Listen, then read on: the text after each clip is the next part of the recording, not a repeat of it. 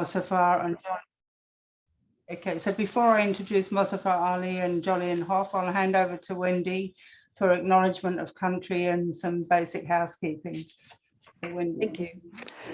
We are coming to you today from the various lands on which we live. I'm on the land of the Gadigal people of the Eora Nation, the traditional custodians of the land. We pay our respects to Aboriginal and Torres Strait elders, past, present, and emerging. Now, to run the Cisarua Refugee Learning Centre and other refugee learning centres costs a significant amount and relies on donations. I've already put the link, or not a link, but their website, refugeelearningcentre.com, in the chat. And later on in the webinar, I'll hold this up for those who prefer pen and paper. And we grandmothers love a placard and a sign. And there's a donate button, a prominent donate button on the Refugee Learning Centre. Any questions you have for Muzafar or Jolyon, please put in the chat, which is down the bottom of your screen, and we'll endeavour to get to as many as we can. Over to you, Gabby. Okay, thank you, Wendy. Today we have the privilege of hearing from Muzafar Ali, co-founder of the Cisarua Learning Centre in Indonesia. Muzafar is a Hazara photographer and activist. He fled the Taliban in 2013 and spent 3 years in Indonesia as a refugee before settling in South Australia with his family. Also with us today is Jolyon Hoff, filmmaker and producer and director of The Staging Post, a documentary about Hazara refugees stuck in limbo in Indonesia as a result of Australia's turn back the boats policy. So Jolyon established the try and pronounce this, Cisarua charity to support refugees in Indonesia. So we'll hand over to you two. I don't know which one wants to go first. Usually I go first and then I get out of the way for Muzafar. It's usually how it works. But thanks very much for inviting us to speak with the Grandmothers for Refugees.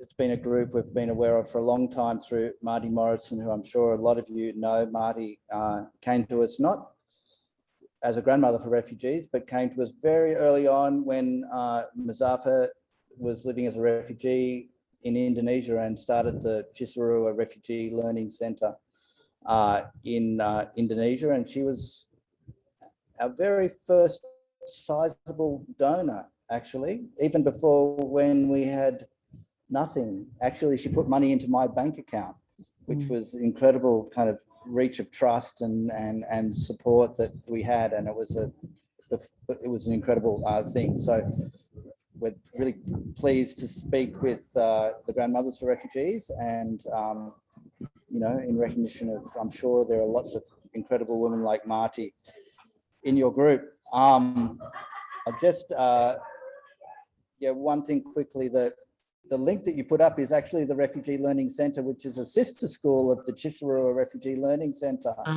Which is perfectly fine, and they perfectly need donations as well. And we actually, as part of what we do, donate to that school every year. We being the kind of strongest group up there, fundraise twice a year and give grants to 5 of the other schools actually, and they're one of them.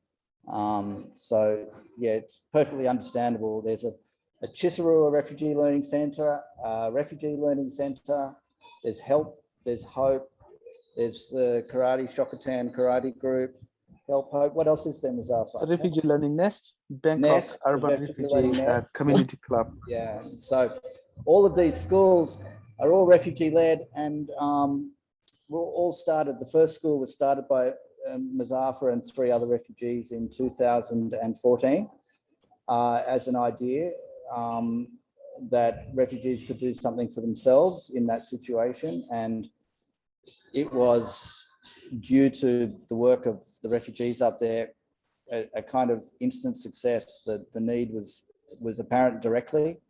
And, you know, over the years since these other schools have started, basically following the model of the Cisarua Refugee Learning Centre, which is the refugees teach, the refugees manage, the parents help, the students come, and you know, they find little bits of support from outside, whether it's through the charity Cisarua Learning, which Muzafar and I run, or whether it's through other relationships that they have. But yeah, so that's the history of that.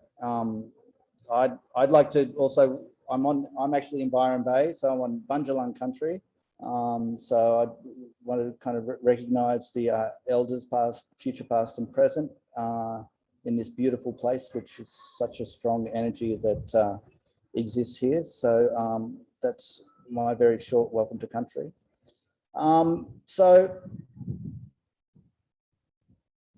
I'd like to maybe start from my position, and as I said, I will get out of the way, and you can hear from Muzafar, who has incredible amount of knowledge about the situation in Indonesia, with the refugees in Indonesia, and also direct connections back into Afghanistan, and we've been since August 15th has been spending unbelievable amounts of time on the phone to various people in Afghanistan and talking to people in Afghanistan about how they can survive, where they should move to, should they leave, should they stay?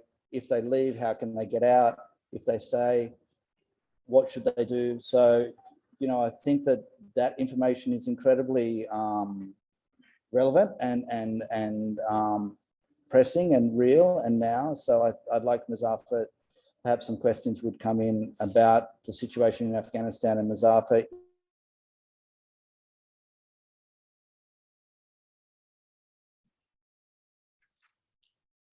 is connected on the ground there, and you know, he's connected with people in the provinces out where the things are happening, away from what is more of a circus in Kabul, the well, you know, the circus where everybody, the many layers of many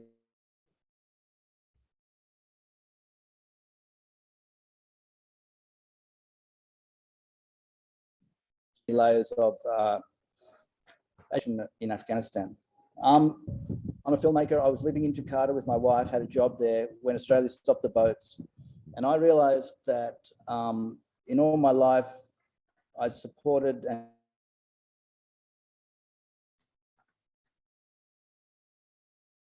You're actually felt that Australia freezing. could do more. I'd never actually met a refugee. You're freezing intermittently, Jolyon. Oh dear. But just keep going. Okay, you're back. Let me pass over to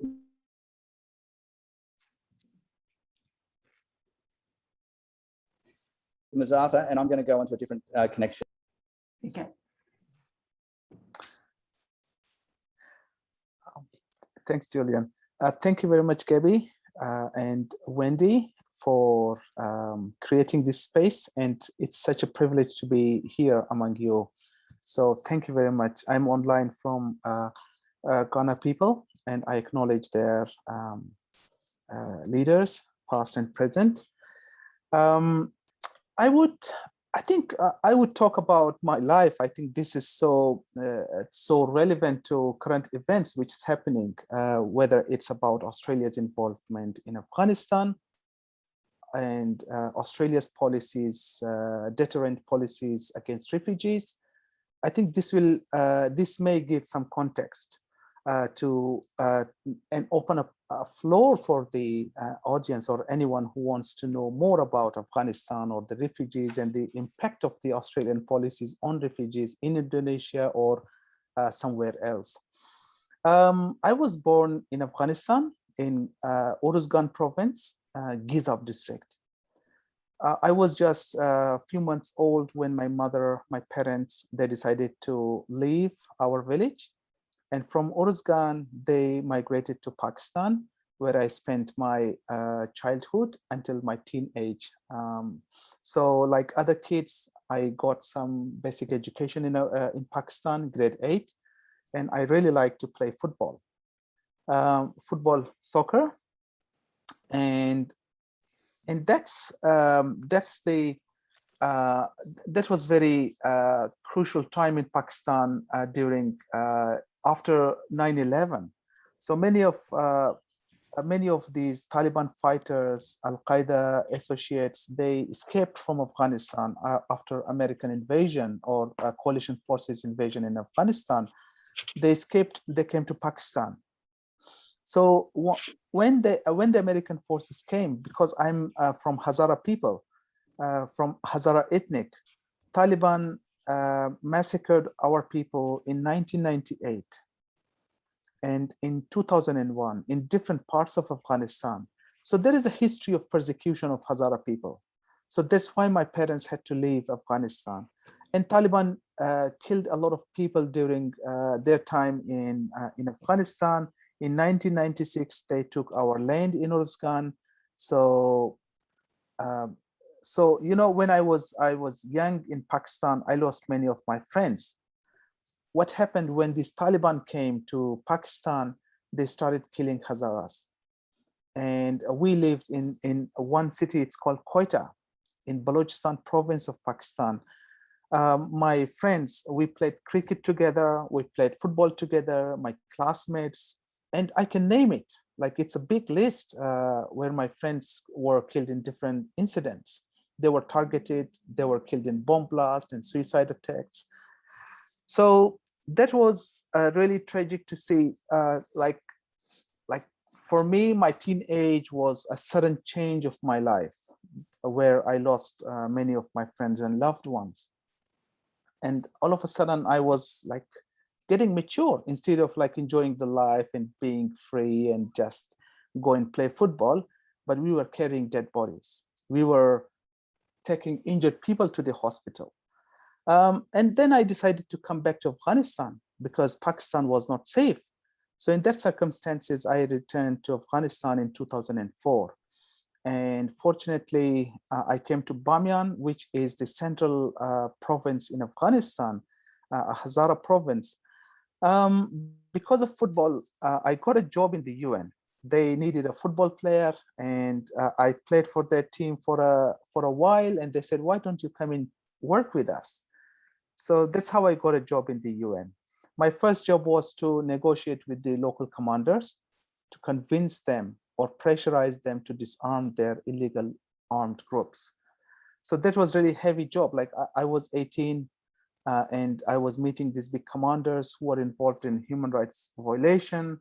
And then that connection gave me a really good sense of the civil war that torn apart Afghanistan, and to give me a sense of how ordinary people in Afghanistan suffered from this civil war and by the warlords. And some of the tragic scenes that I saw that really shook me from the core was to see how a proxy war was fought in Afghanistan, and the victims were not other people but Afghan people themselves. I went to some villages in Bamiyan province. I went to some villages in the Kundi province, very remote areas. I saw that when I went to these commanders' houses, I saw their kids didn't have shoes, they didn't have proper clothes. But when we talked about them, about their weapons, and when they brought their weapons, it blew up my minds. Like to see these, he cannot afford a pair of shoes for his son, but he has cannon, he has RPGs and Kalashnikovs, and the ammunition, like unimaginable amount of ammunition. And I was thinking how the world power used Afghanistan to fight their game, to play their game in Afghanistan. And these commanders, they played really negative role. They killed thousands of people in Afghanistan. They ruled people by fear. And that was really tragic. And I was really feeling sorry for the younger generation growing up with that fear. So that was really a great experience for me. I would say that was my second birth in Afghanistan, to see the real situation. I saw the real thrive of education among Afghanistan people, and real thirst to move forward from the ashes of war and to avail all the opportunities after they came after 9/11 for them. The girls went to school, the boys went to school, and this whole new generation. Like Afghanistan is overwhelmingly a young nation. Until 2004, I don't know if you have any data or information about Afghanistan or not, but the life expectancy was below 50. And that significantly increased subsequently after 2004, because people had no health care. People had, when I was working, people died because of diarrhea, because of just a seasonal flu. That was the situation. Very vulnerable, but working with the UN gave me an access to meet these people, to know their situation. And then I took a camera and started taking photos. That's another part of my life, how I saw that these people are really beautiful, hospitable, and the places they're living, that's amazing. So I wanted to show their pictures, and that's what I did with my camera. I bought a camera with my first salary in 2005, and some of the photos that I took through that camera is still, I would say, priceless, because there are some photos that the girls going to their schools, they're teenagers, young girls, young boys. So the girls particularly are not allowed to go to school anymore. I cannot imagine like how these 20 years have big difference in our life in Afghanistan. In 2012, I decided to leave because of some incidents that happened in Afghanistan to me. In 2005, Taliban blew up my car in Maidan Wardak province. I'm so lucky to survive from that attack. And that was the first ever attack of the Taliban on any UN car. Then I received threats from the local commanders. And the last time I decided to leave was December 2012, when Taliban stopped my car. My wife was sitting beside me, and we came to, we were going to Kabul, and then we decided to leave. So I came to Kabul, I packed everything, and we came to Pakistan again. So that was really tragic to see that the Taliban had huge popular support in that village where they stopped us. Like there were elders, there were younger kids. They were looking like it's kind of a movie unfolding. They were enjoying the Taliban stopping the car. And I was working with the UN, and I was thinking, if they recognize me, they will kill me here. And then I decided to leave. I came to Pakistan. There were 2 huge bomb blasts. Hundreds of Hazara people killed again in Quetta city. And then we decided to leave Pakistan. And in July, I arrived in Indonesia. So we were 8 family members, my kid, my wife, my mother, brother, sister-in-law, my sister, my cousin. So we were 8 people. The time when we came out of Jakarta airport, we had only $200 left in our pocket. So we never thought to catch a boat and go. And we knew that we will stay in Indonesia. So I think that was the mentality or the thought that, okay, we have to survive here. We cannot go to Australia by boat. But Indonesia was really interesting experience for me and my whole family. We lived there for 2 years, but 2 years was another birth for us, another life-changing event for us, that experience. We found some incredibly nice friends within within refugees, Khadim, Changezi, Assad, and some other friends. And together we started having meetings together. What we can do? What is the situation like? Australia has stopped the boats, refugees have to leave, we have all children, they need to go to school, and the schools are full. We sent a big proposal to UNHCR. We said, we want to partner with you. We want to help you with interpreters. We want to help you with identifying needy refugees who may need medical help, who may need financial support. We can help you to identify these individuals or these refugees. And we want to bridge between UNHCR and refugees. We sent this proposal. We drafted this proposal after months of consultation within refugees. We sent this proposal to UNHCR We never heard from them. And we waited for months. And then we thought, okay, let's do something. We started the school. The idea of a school came actually from our friends, that, okay, what are you going to do staying in Indonesia, waking up like late during the day and then being awake late at night? So why don't you use this time purposefully? But you know, the problem for us was that if we want to have a school, who is going to pay for that? We need a place, we need resources. We didn't have those assurances. But you know, I'm so happy Jolyon is here. They promised, they were the first people said, we will support that initiative.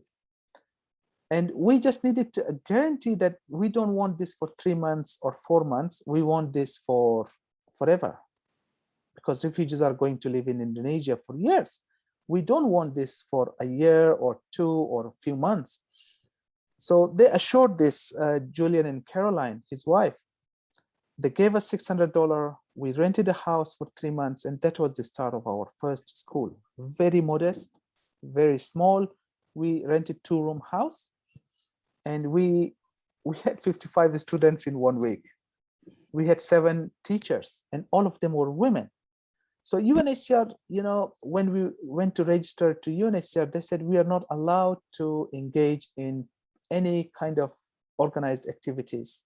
And that stopped refugees teaching, that stopped refugees having gatherings, because they thought this is an organized activity and that may harm their asylum application, or they could be arrested, or they could be deported back to Afghanistan or Pakistan or wherever they came from.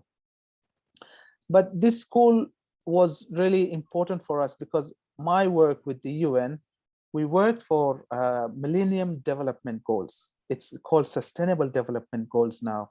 And education, every country was signatory to the UN, pursued these goals. Education was one of them. And I knew that, okay, UN is the promoter of these goals. Education is one of them. No one is going to come and arrest us.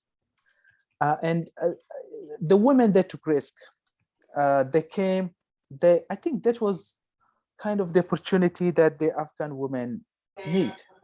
They grasped it, they owned it, and they moved forward from there. From those first bunch of teachers, we had the first managers from these women. The women in Afghanistan with little rights to take decisions, to participate in decision-making processes. And now in Indonesia, all of a sudden in limbo, they're leading a community. And that was really good. And that was just not teaching in that school. That was an exercise of freedom.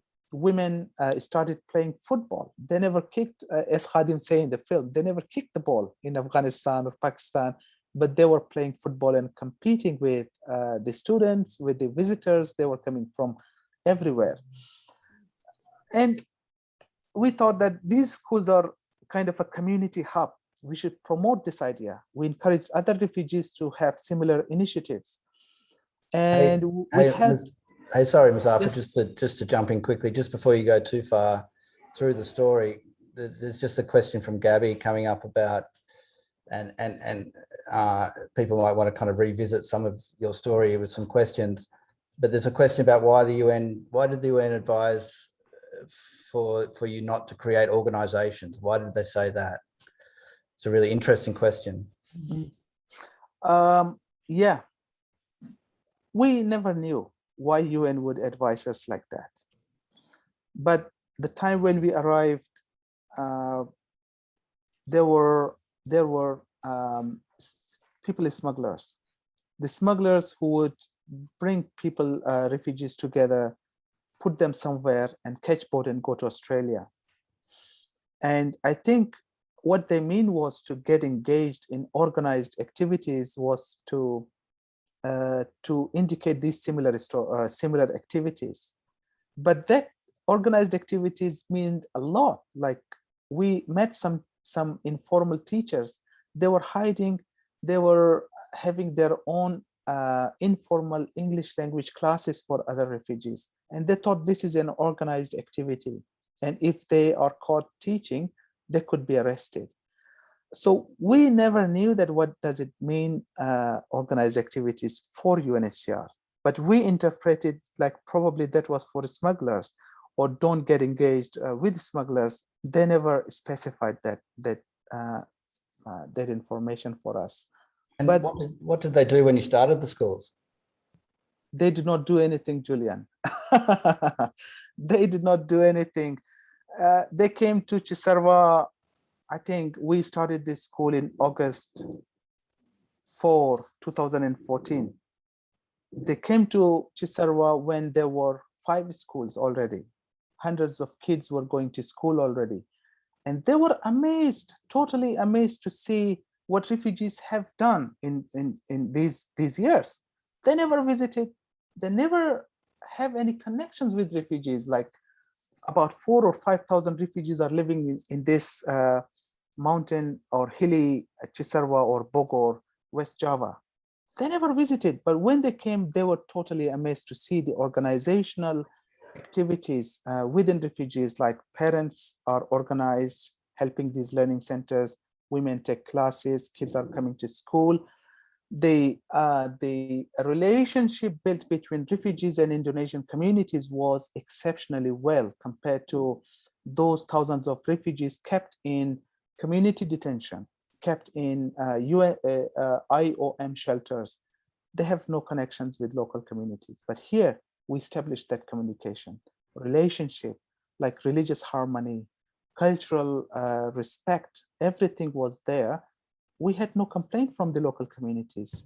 So they were totally amazed, and they were always scared of any kind of escalation between refugees and the local communities. They would always warn us. We didn't experience that. Do you want to maybe talk about, there's some parallels going on now in Indonesia. There's some parallels with that time happening at the moment. Do you think now is a good time to talk about that, Muzafar? I don't know, Gabby and Wendy. I just, unless you wanted to jump in as well. We've certainly been watching on Facebook and Yeah. sharing articles and so on. So I think most grandmothers are aware that there's been significant protests scattered throughout places like Makassar in South Sulawesi, a number of other centres. So yes, either now or later on, whichever you would prefer. Well, they've had some interesting, there's been some interesting things, kind of repercussions for the schools out of these protests and the behaviour of the UNHCR. Muzafar, do you want to kind of talk about that? Because it is very current. Yes. So I would just respond first to these questions. Were the Indonesian authorities supportive of these schools? I think these schools are in West Java, in Bogor. Bogor is the capital of this West Javan island. We're about 70 kilometers away from Jakarta. So local authorities are happy as far as the local communities are happy from us. So we coordinate our activities, like if we want to have a school or any kind of activity, we inform the local RT, which is the local elder or local council body. RT and Airway, the upper body. So we inform and coordinate our activities with them, so they have no problem, and then definitely the authorities create no problem for us. So did they give you any funds? Or that was one question, and the other one was, what about the local community? Did they interact with you? I mean, I can see from watching the staging post that there was you know, you did things with the international school, but what about, you know, the other, you know, maybe the public Indonesian schools? Gabby, you know, when I say we have good relationship, it doesn't mean that I say everything is green. There is no problem. There are like individual problems coming up from smaller misunderstanding or maybe personal or individual conflicts from both sides, but in general, the relationship is acceptable. both communities live together. In 2014-13, when I arrived, local Indonesian communities could not differentiate between the refugees and the Middle East tourists. Middle East tourists would come for sex tourism mostly. They would go, they would wake up all night, loud music, and then this loud cars and these motorbikes, riding motorbikes without silencer, that was creating trouble. And because we could not speak local language, they thought it's us, we are also tourists. But down the years, local communities knew that we are refugees, we are not the tourists. We don't wake up at night. So that misunderstanding was removed organically. We did not do any kind of workshop or any kind of training for the local people, but that was started when we started the school. So in that terms, local, the relationship is much understandable from the local communities. They invite us to their cultural and religious events. They're part of our cultural events. We invite them to be part of our cultural events. Because we are all Muslims, we have our religious events together. So if someone dies, our parents or the school manager, they go and they pay tribute, or they become part of it. And local communities know that there are schools or educational activity, and they also acknowledge and know that the schools, the local schools don't have that capacity to accept refugee children in that school. So they're very supportive of the education. The editor that we worked with, he especially said that he really cared about the education of refugees, and he recognized that our children cannot enroll in those schools, in their schools. So even our schools had Indonesian students. So we don't have any more, but you know, that's open for everyone. So that's kind of the relationship and the trust we have with the local communities. We don't face any problem with being there, actually. Yeah, and okay. The great Melanie Morrison's on here. Yeah. And visitors are always welcome. Yeah. That's the next question. Yeah. And Melanie had visited a couple of times. I think she can share her experience, and she was part of our board at the beginning. So yeah. Okay. Oh, funds from UNHCR. We don't receive any funds, any support from UNHCR.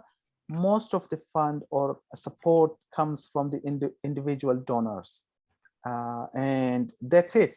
And the fund that comes, we do annual fundraising campaign, usually at the end of the year.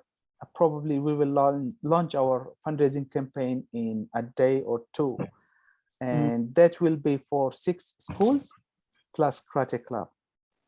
I've promoted Melanie to a panelist, so if she wants to sort of come in and say something, feel free, or she may not want to. Okay.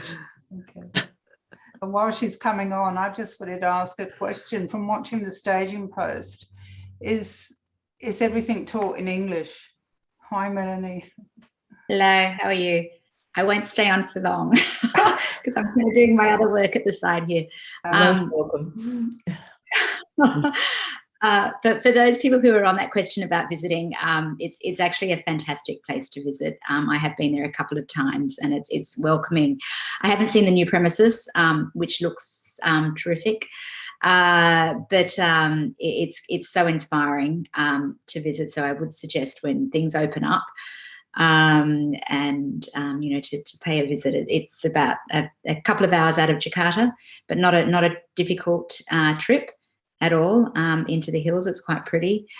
Yeah, and also just while I will leave you to talking about things, but I know my mother who was a very keen member of the grandmothers, I think was another of the supporters, big supporters of the centre, and I think with Carolyn in particular, had said that she kind of flipped the thing, thinking actually we could do this. We can build a centre from donations from people like Mum and Wendy and Gabby and everyone else who has donated over the years to support to keep the centre viable. In fact, 5 or 6 years ago, Marty and I were talking about going together to teach at the centre. And then for a few reasons, Marty wasn't able to go. But yes, she was a very strong supporter. As another incentive for visiting, am I right in thinking there's wonderful botanical gardens nearby in Bogor? There certainly used to be. I lived in Indonesia decades ago. But yes, so grandmothers can look at the botanical gardens and visit the Refugee Learning Centre. That's right. So, sorry, go on. I might leave you to it. I don't think you need to. I need to be. I was going to say that. Lovely seeing you all. Hey, and thank you for so all. nice to see you. Good to see you, Melanie. Yeah. Okay, right.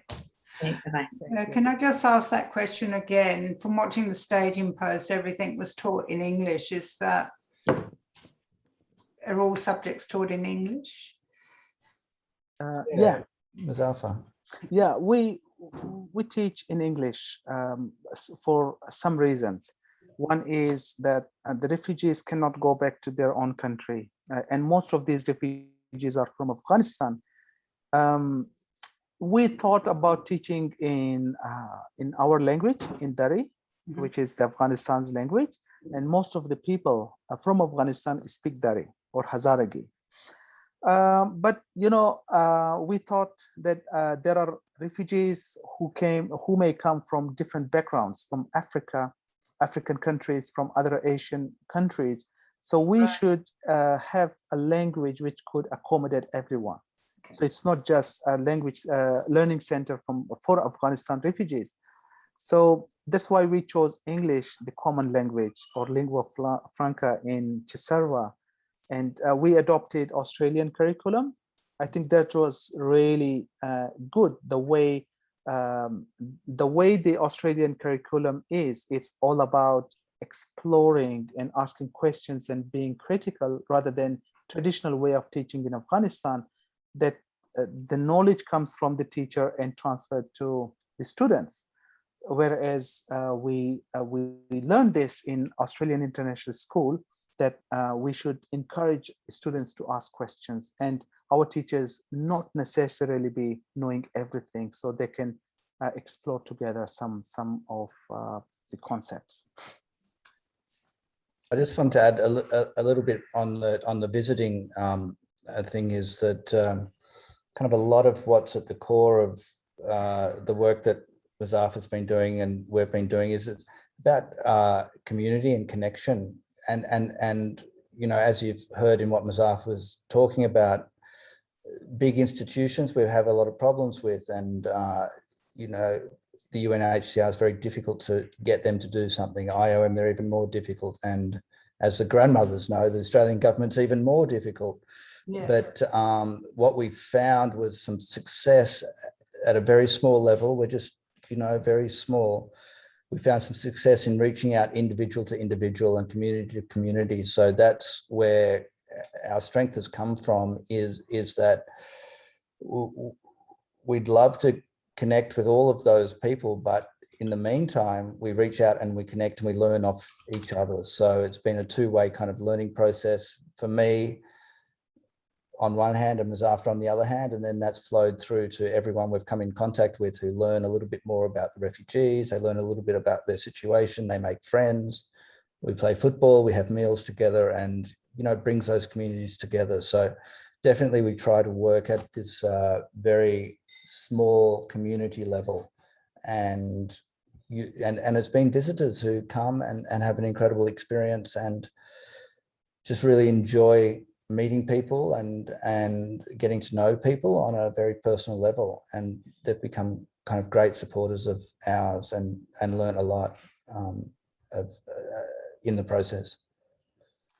Can I encourage people to put questions in the chat box at the bottom? So Wendy will keep an eye on those. So yeah, and I will, while we receive questions, I will respond to Jolyon's and your question about what's happening now and the protests.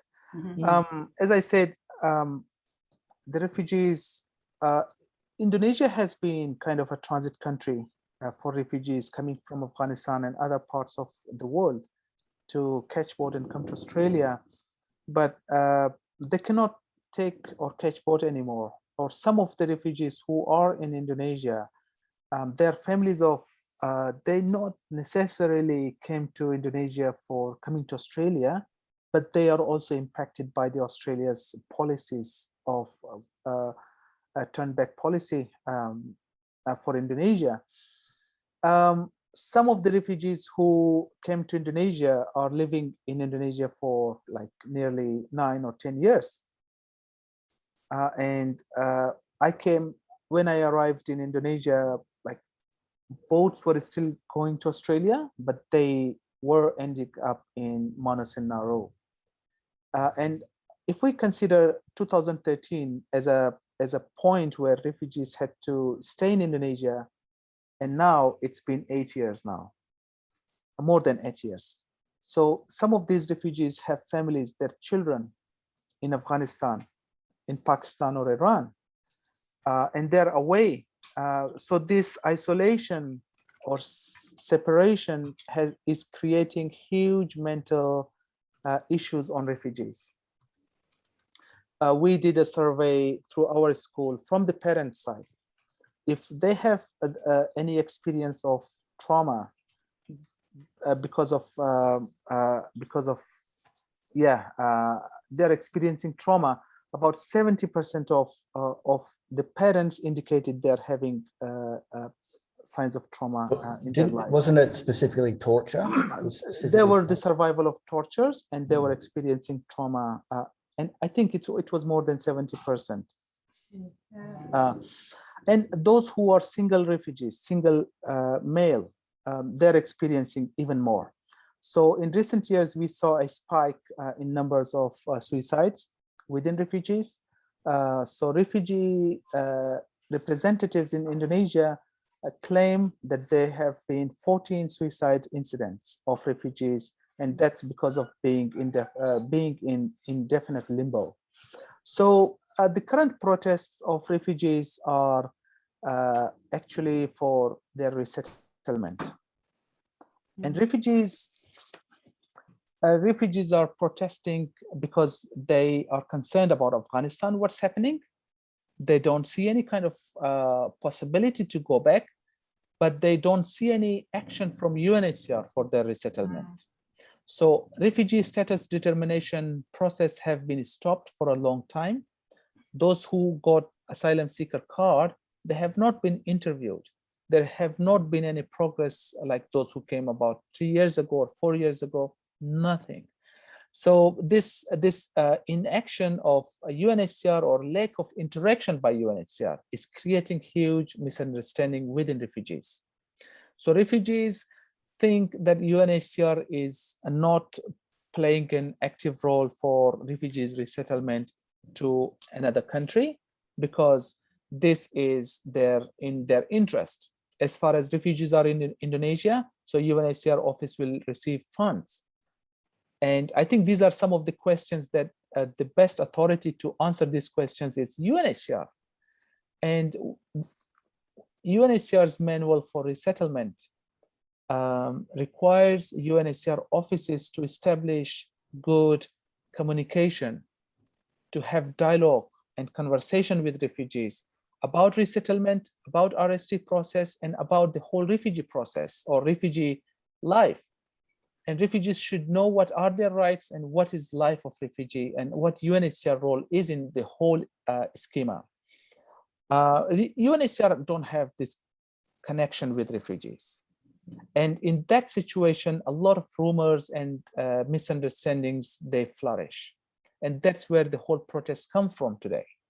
Yeah. There might be causes of mental health, frustration, anxiety, the fear of their family members back in Afghanistan. And then there is indefinite limbo ahead. It's making people concerned. And that's how they've come out and protesting. So our role And you know, the messages they get from UNHCR offices when they come out, their representatives come out of their offices and talk with these refugees, they say, you have to be vulnerable, then you will get a resettlement. So that vulnerability, notion of vulnerability, is taking agency out of refugees. The work that we are doing is that we keep telling refugees that, okay, we cannot solve your resettlement, but you can take charge of your life. You can be a teacher, you can be a parent, you can be a student, you can take care of your mental health, you can take care of the other community member.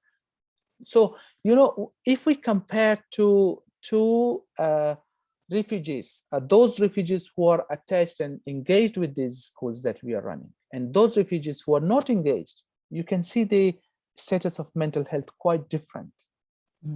And I would say that those who haven't been part of the schools, those who haven't been engaged with any kind of activities, they think the schools are taking away the possibility of resettlement, because it takes the notion of vulnerability out of refugees, and it shows good pictures and smiling pictures of refugees, but they probably think that if the world show these refugees are crying or in destitute situation, they will get more chances of resettlement. And that's why we keep telling UNHCR to please come out of your offices, please engage with refugees, consider these learning centers as your partners to establish good relationship with all. And unfortunately, there haven't been enough from UNHCR. Like, they just have visited probably once or twice in our schools. One time they came and they just totally disappointed our parents. They said, you can't be resettled in 25 years. You have to stay here for forever. If you want to deport yourself, we can facilitate that. That was the message. But there is no kind of constructive relationship or meaningful participation of refugees in any fora or forum with UNHCR. So the protest comes out of anxiety, out of fear and misunderstanding. In terms of that, Muzafar, how are refugees still arriving, and how many, if any, leave for other countries? I think I would say 14,000 refugees, more than 14,000 refugees are currently in Indonesia, registered in Indonesia. More than half of this refugee population is made up of Afghan refugees, and significant majority of these refugees are Hazaras from Afghanistan. Yeah. If we talk about the refugees from Afghanistan, I think it's almost zero. But still, we heard some refugees coming, but it's so small in numbers. Right. But we This saw is because of recent COVID, Muzafar. Yeah, because of COVID. But now, if we take this collapse of Afghanistan, it's not possible to come out of Afghanistan. There is no passport. There is no way of coming out of Afghanistan right now. So yeah, almost zero. But we saw in recent years that Rohingyans came to Indonesian shores by boat, but they're taken care of by the local fishermen, I think in Aceh. Yes, So, northern Sumatra, yeah. Yeah, so it's not zero, but it has significantly decreased in recent years. And yeah, COVID had a huge impact on this, on these movements. Muzafar, there's a question. Is Cisarua involved with and supportive of the Canadian resettlement scheme? Any links with Adds Up, Mosaic, Stephen Watts? Cisarua is not directly involved. We focus on community in Indonesia, and probably one part of our activities that we diversified after fall of Afghanistan to focus a little bit on Afghanistan as well, because we think the communities in Afghanistan need some kind of support to stand on their own, So we haven't been directly involved in Canadian community sponsorship, but our former manager, Tahira Rizai, she was resettled to Canada, and she formed a group to sponsor the next manager from CRLC, Khalil. And she was successful to form that group and sponsor one of our members, the community leaders, to Canada. And then she formed another group to sponsor the next manager to Canada. So informally, yes, she's still part of us in Cisarua, but she is doing incredibly well in Canada to sponsor more refugees from there. Oh, that's great. There's probably a comment here from Nico, which is Alfred Peck's documentary Freedom Street attempts to make the situation of the 14,000 in Indonesia known. We will premiere in Newcastle on the 12th of December. So we can put that on the grandmother's website calendar. Another question here, apart from the support given by the school, is there any other support for those with mental health issues? I think mental health is a huge concern for us. I would say significant majority of refugees are going through and suffering from mental health. Our survey and assessment indicates this, and one of our program is to provide psychosocial support for the parents, for our community members through these schools. We got a grant from UN Human Rights in Geneva, Human Rights Organization in Geneva. So we support the teachers through this grant. We provide community psychosocial support through these teachers, through school activities, to the students and to the parents. But I don't use word beneficiary, but most of the impact are focused the kids, because the kids, as far as they go to school, as far as they're happy, so indirectly that's also a support for the parents as well. But we don't talk about this typical NGO terms or this, we don't use these project terms, but of course we include parents in the activities, for example, planning the school budget for the next year, and then specifying the needs where if they need to be engaged in sports activities, the parents or the students, they will be involved in every of these activities. So they will plan, they will be conducting those activities themselves, but everything will come from their choice or their selection. So yeah, we have this specific program on mental health, and we want to spread this to other schools and to other refugees, because you see, when I was talking about single male refugees, they have no connection with the schools. And when we compare their situation with the parents, it's totally different. They're suffering from acute mental health, and they need attention. And UNHCR doesn't have enough resources, or other organizations don't have enough resources to take care of them. I think they deserve a lot. Yeah. Oh, that's very concerning. Yeah. I think it was you, Jolyon, who mentioned you're about to start another fundraiser for Cisarua. Yes, later this week, we're going to start another fundraiser. We get a little bit of ongoing support from long-term supporters, but 2 times a year, we try to raise $40,000. We do it end of the financial year, and then starting again end of this week, and we'll try and raise $50,000 this time.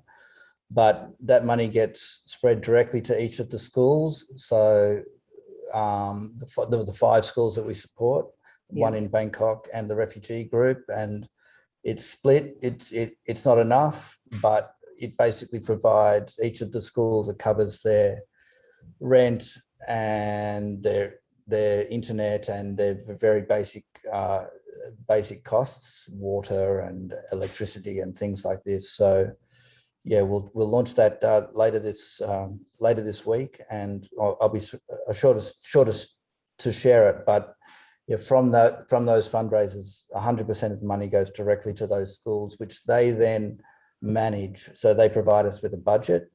this is what we're going to spend the money on, and then they're expected, and they do provide a report at the end, an accounting report, just like any regular grant. And then after they've acquitted it, they take part in the next fundraiser. So yeah, that's part of an ongoing thing. Bi-yearly, we do that, and that's directly to put some actual money into those schools and to get rid of those big those big costs that they just have no hope of finding elsewhere.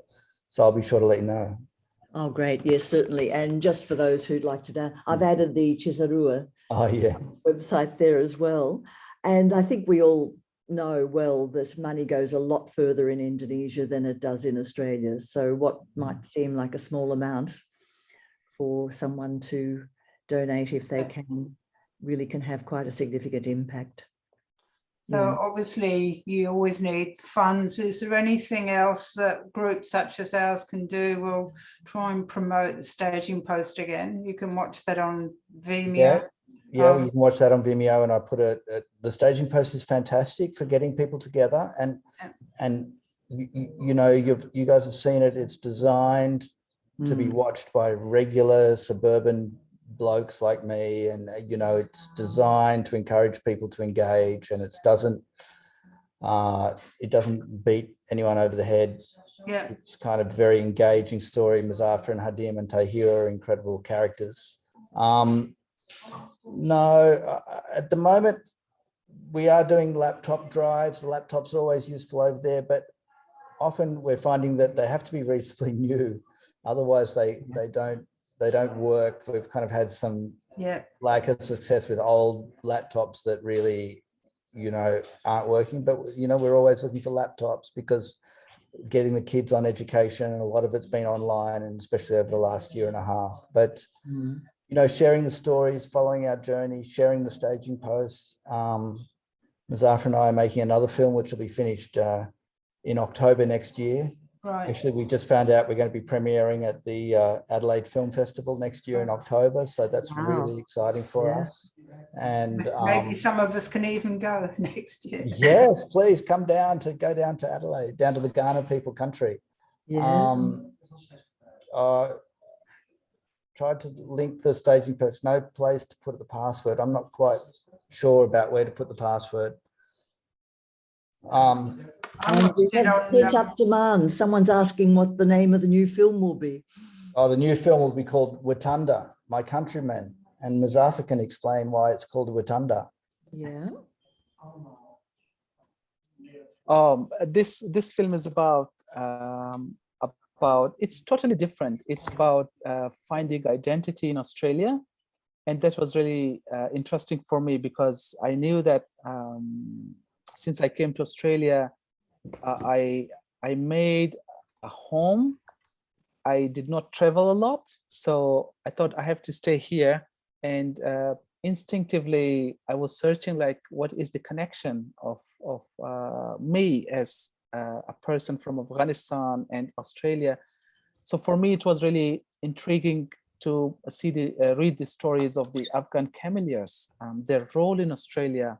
They came in 1863 and until 1920s, they had a prominent role in Australia. And I was really intrigued. I want to connect with their descendants.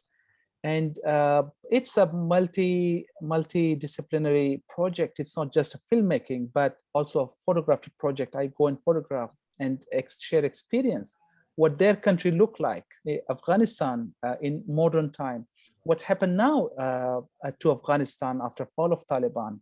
So it's kind of an exploring identities from different contexts, like probably it's about racism, it's about colonialism, it's about persecution, displacement, migration, and then connecting this to the modern wave of Afghan refugees, the Afghanistan situation.